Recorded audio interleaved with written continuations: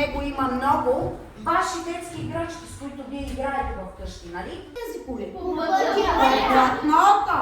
А това момиченце къде пресича?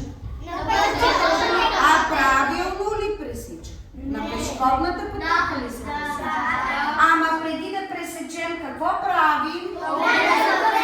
Оглеждаме сега наляво, надясно и тогава пресичам за пешеходна пътека.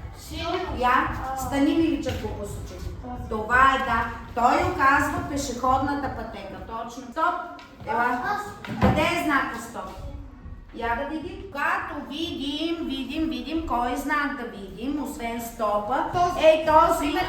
Не. Този какво показва? Какво оказва?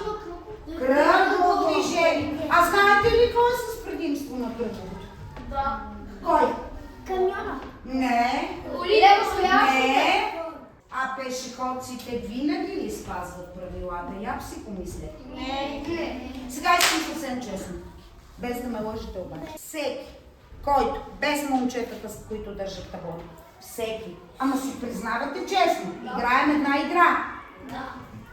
Всеки, който, поне веднъж, не е минал на зелено, не е пресекал от вас на зелено, видял е чека и е изтичал по платното. Да стане прав